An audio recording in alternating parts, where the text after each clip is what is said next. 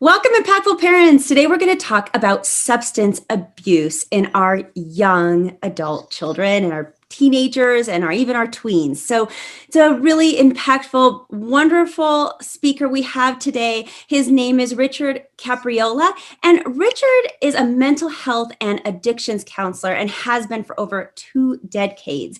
He has treated both adults and adolescents through his time, and he is author of The Addicted Child. It's a parent's guide to adolescents' substance abuse. I'm so excited to have Richard on today. Thank you so much for being here.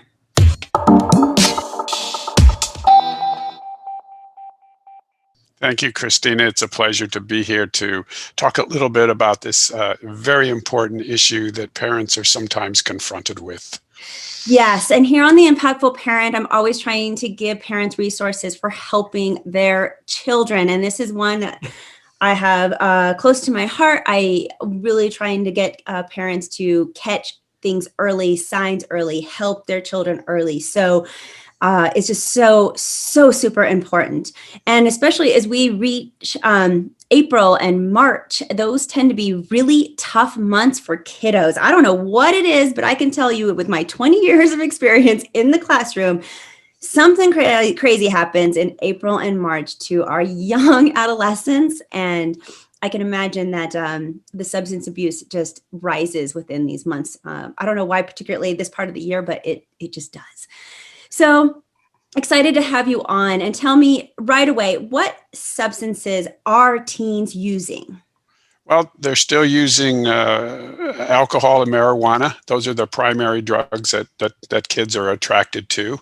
Some use of other drugs like over-the-counter medications and some prescription medications like Adderall and Ritalin. But primarily, it's alcohol and drugs. But the big change that we've seen in the last 3 years is a surge in vaping, as these kids are now turning to vaping things like nicotine and marijuana. And that is increasing at dramatic rates, and parents need to be aware of that. For example, 3 years ago, only 9% of seniors were vaping marijuana. Today, it's 22%, almost 1 in 5. So parents need to be aware that this vaping issue is really starting to surge among teenagers. Yes, I've seen that too from my experiences, and it's really sad. Do you think that parents could, just by looking at a vape pen, for example, that they could tell the difference of what's inside of the pen, whether it is nicotine or if it's a marijuana substance? Not just by looking at it, it's going to look like a pin, or even some of them are very similar to what a USB drive would look like in a computer. So many times parents don't even suspect that what they're looking at might be an instrument where a child is using it to inhale, say, marijuana or nicotine. It's very difficult for the average parent to just know, that that's what it is. Is there a smell difference between the two? Well, nicotine you can smell. Nicotine has an odor to it, and the thing is, with these vape pens, kids are unlike smoking cigarettes, where you get nicotine and a lot of other substances. With the vape pen, you're getting pure nicotine, often at a much higher concentration. So, yes, that odor even of marijuana is something that parents pick up on every once in a while. It might be in your child's bedroom, and sometimes that's the first sign that a parent has that something's going on, is the odor that they pick up. There's a difference, right, between the odor of a marijuana from a vape pen and an odor of marijuana when they're smoking the flower, the plant itself. It seems like there's a difference in those. And I think as a parent, when you envision the smell of marijuana, my instinct is to go to that the original, the flower, burning the flower, the actual plant smell. But it guess that does smell somewhat different when it comes out of a vape pen. Well, and most parents are not going to know the difference. What they're going to catch on is something smells a little different.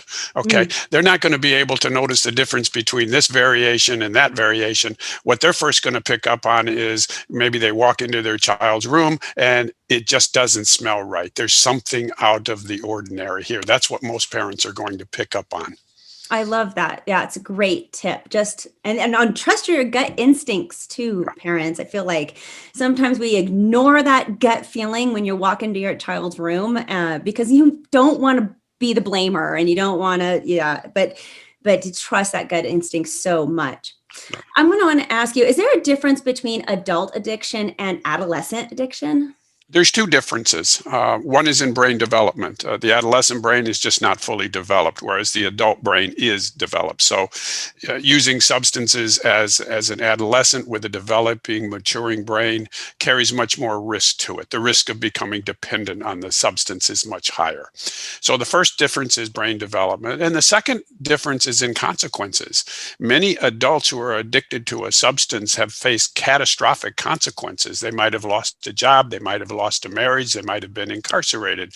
Adolescents, on the other hand, they haven't faced anywhere near those type of catastrophic consequences. Their big consequence is their parent coming down on them, or maybe putting some restriction on them. So brain development and consequences are two big differences between adolescent and adult addiction. Is there a difference between how girls have substance abuse and boys? There is some differences. Boys tend to binge drink, for example, much more than girls. Not that girls won't drink, but boys are more likely to binge drink. Boys are at higher risk of using over-the-counter drugs than girls are. And boys are more likely to become dependent on multiple substances, where girls might tend to just stick to one. That's The other interesting. the other difference is that boys often are attracted to substances, and when we dig underneath the surface, we often find there's a conduct disorder, there's a behavioral disorder, or maybe a learning disorder. For girls, when we dig below the surface, many times or sometimes we will find depression and things like post-traumatic stress disorder. So there can be different things that are propelling a boy to use a drug versus a girl to use a drug. I find that really interesting. And as I teach about the little I know, because I'm no expert in substance abuse, but for the little I teach to my parents about what I know from my own experiences, is it feels like people in general, whether they're adolescents or adults, use substances for either one of two things. They're either trying to run away from their life and hide or cover something and like suppress something, or it's I need more energy, I have to do more, I gotta, and with that in mind, do you see the differences between boys and girls in those respects, or is it pretty much the same across? I think it's pretty much the same across. Now, a lot of the teenagers that I worked with, because I was working in a psychiatric hospital, they had some rather serious underlying issues. And, not every child who gets involved in a substance has an underlying issue. Some of them just like getting high. Some of it is because their friends are doing it and they want to join in. But for a lot of kids, there's an underlying issue that needs to be assessed. And my book goes into what some of those issues can be and some of the tests that should be done. For example, a lot of the kids that I worked with who were smoking marijuana multiple times a day, when I asked them to help me understand why they were smoking so much marijuana, the number one answer that came back was, "It helps me with my anxiety." Mm, okay. So there many times there is an underlying issue. So, if we just look at the alcohol use or we just look at the drug use and we don't go beyond that, we might be missing some important underlying issues that is driving that child to medicate themselves with a substance. Oh yes, I feel like not everybody, of course, but a grand majority of people who have substance abuse issues, it's a coping mechanism of some sort, which means there's something else happening that really needs to be addressed in order to truly solve the problem or solve that something that they do because of something else, right? So, Yes, yes, absolutely. That's very true. well, let's get into some warning signs that parents should know about in order to catch these things early. And that's important because, many parents that I've worked with, they often ask, well, how did I miss these warning signs? Am I a bad parent? What went wrong? Why didn't I see them? Well, they didn't see them because they didn't know about them. Um, and in my book, I have a lot of warning signs listed for, alcohol, marijuana. I have warning signs for eating disorders. If you suspect your child might have an eating disorder, or maybe they're self-harming, what are those warning signs? Because sometimes an eating disorder and self-injury will accompany a child's alcohol and drug use. So you need to know what those warning signs are. So there More are coping mechanisms. more coping mechanisms. That's exactly right. So I put those warning signs in the book so that parents would be more knowledgeable about them. But as a general rule, what I suggest to parents is pay attention to any changes you see in your child. These might be changes in behavior. They might be changes in academic performance. They might be changes in appearance. They might be changes in sleeping habits. Pay attention to them. Don't just assume that these are average, normal, teenage developmental changes. They may very well be in many cases, but they also may be an indication that something's going on underneath the surface. So pay attention to those changes and follow up on them. If I were a parent and I'm listening to this and I'm like, okay, maybe my kid, I've noticed that since March of last year they started to act differently. Not all the time, but occasionally I do go into the room and I get that weird gut feeling in my stomach, and that's perhaps that smell that I just can't place. What do I do as a parent? What's going to be my first steps? Well, your first step is to have a discussion with your child and see how that goes. It may go well, it may blow up and not go so well, but at least start that first discussion and see how it goes. And then, regardless of how it goes, if you still have concerns, then I think you have to get an assessment done. And there's an entire chapter in my book about the kinds of assessments that you should have done, because you need more than just an addictions assessment. That's what I was doing, and that's an important assessment. But you need some other assessments done, because what you're trying to do is get a complete picture of what's going on with your child, psychologically, physically, emotionally. You want a complete picture. So you need to get that assessment done, and you can rely on people like school counselors, your family physician, maybe your teacher, to get you the referrals that you need to get those assessments done, but they need to be done. I want to speak a little bit more about that, because I'm sure that parents didn't even know that there are assessments that can be done even if you're in this kind of situation. So what tests are important for an assessment or a diagnosis? Can you say those Yeah, again? you need an addictions assessment first, Okay. so that you know what substances your child's been using, how often they've been using, for how long they have been using, and you get an addictions diagnosis, which will be, if it's applicable, a substance use disorder that will be categorized as either mild, moderate, or severe. So you Okay. need to have that information. Where am I Then going to go find that? You're probably going to get that from an addictions counselor like me, Mhm. or you might get it from a psychologist that can also perform that type of an assessment. And some social workers can do that also. But I would start with an addictions counselor who is trained in the area and who does assessments. Is that something I can Google? That is something you can Google. It is something also you can get referrals on from your school counselor. Your school counselor may be able to do like a preliminary assessment for you and then refer you to an addictions counselor that can go more into depth. Okay. Another good source would be your family physician. They can do a rapid screen. Many of them will do that. And they also can give you resources for psychologists and addictions counselors in the community. So there are a lot of places you can go to get referrals for these assessments. Okay. And what was the other assessment that you said? I think you need a good psychological assessment, and that would be from a psychologist or a neuropsychologist. And that's where you're looking at the underlying issues, if there are any that might be there. You're going to look at various aspects of your child's personality and different emotional issues. And then the third one would be a good comprehensive medical exam, because you want to rule out any medical reasons that might be contributing to anything that's going on. If I have a child that's on, let's say, Adderall, some kind of Ritalin Yeah. substance, and I suspect that they're either giving it away to friends, which I know happens in our school system, from my experience, or they're abusing the substance themselves, maybe taking too much. Do you have any suggestions for something like that? What am I going to do?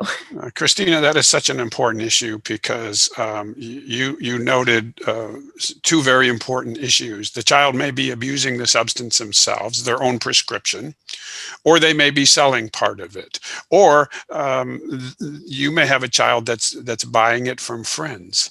So prescription medications like Ritalin and Adderall are being abused by high school students. My advice to parents is, if you have any prescriptions in your home, Ritalin, Adderall, even prescriptions for yourself, you need to secure those, and you also need to secure any liquor that you have in your house, because teenagers are very clever at flying under the radar. They can get into these, and in many cases, if you're not monitoring it almost on a daily basis, you may never know that some of those pills have been missing. And when you say secure, I just want to clarify this to the audience. I know I have lock boxes in my own home that I use to secure other things. And I know this sounds ridiculous, but I secure uh, like food that I know that my kids, I don't want them to eat too much of, even if it's ridiculous, like goldfish and things. But certainly I could use my lockbox for knives to protect somebody who could be potential to self-harm. I could put in my alcohol in those lock boxes. I definitely could put in my prescription meds. And I want to add to other parents too that put your regular over-counter NyQuil and things like that in those lock boxes also. Besides a lockbox, I'm trying to think if there's any other suggestions I could give a parent on how I would secure these things that I know I need to monitor. Well, a lockbox is a great idea. It's very convenient. You can get them in different sizes. Any And on type of Amazon too, for everybody who's listening. And on Amazon too. Any type of cabinet that might have a lock on it. Mm. Some cabinets come with locks on it. I think anything that you can do to make it more secure than just leaving it, readily available, is going to help. How can parents protect their children from abusing substances? Is there anything that we can do on the front end to just even prevent this from happening? Well, no child is completely protected. All children are vulnerable to alcohol or drug abuse. So there's no child that's totally protected. But there are protective environments, and there are things that parents can do to reduce the risk. And they can begin early on. They can begin before your child gets to be a teenager. But it's never too late. Even if your child is 16, 17 years old, 18 years old, you still can do things. And one of the most effective things that parents can do is to develop that foundation, that good communication of trust. And we're pretty good at listening to people's words when they talk to us, even our kids. We hear their words, but we often don't hear the feelings behind those words.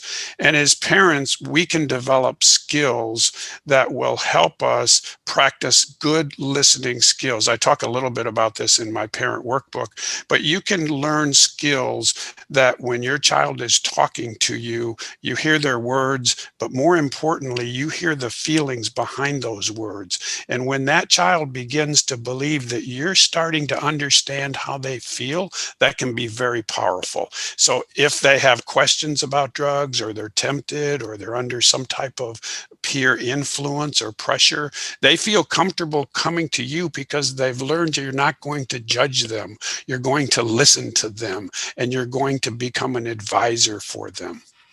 I love this suggestion, and it's so important, parents. And I have said this over and over again on this platform, and I'm going to say it one more time.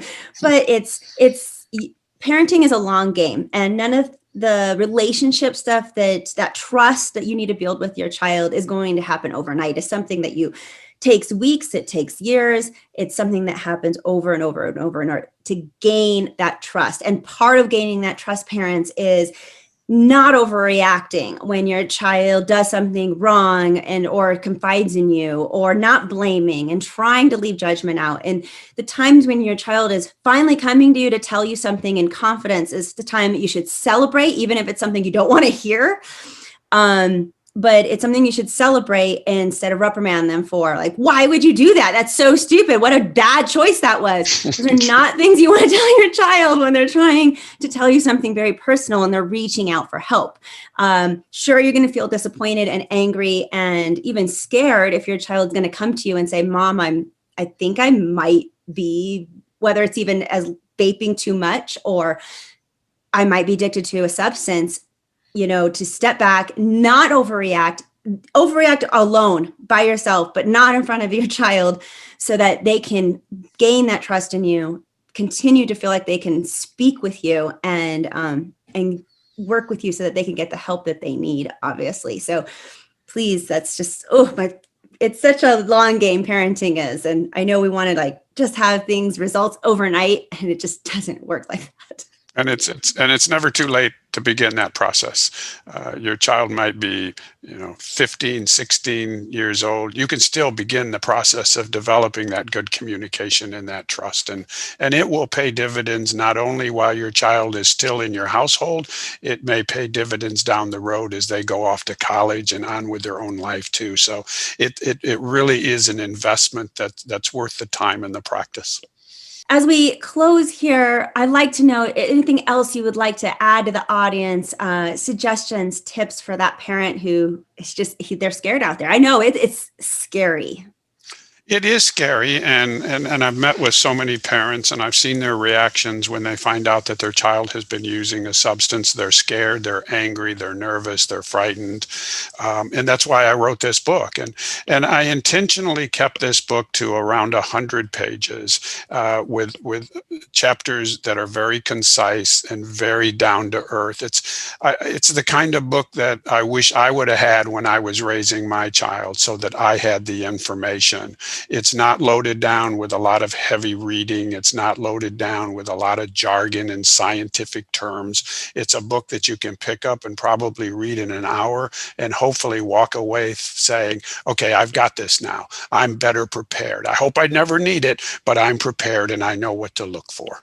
And to parents out there who have younger children, educate yourself now before your kids hit these tween and teen years. There's nothing wrong with that.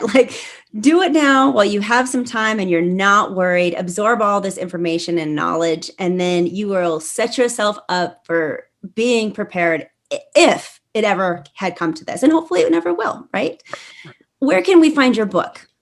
My book's available on Amazon, and also the parent workbook's available on Amazon. The easiest way to get to it is to go to the book's website, which is helptheaddictedchild.com. And on that site, you will be able to read some endorsements that have been made by psychologists and psychiatrists. You can read book reviews. You can read some blog articles. You can contact me through the website, and you can order both the book and the workbook through the website. They're available in electronic form for people who prefer to read things electronically, and they're available in paperback form for those that would prefer to have a paperback copy. So just go to helptheaddictedchild.com.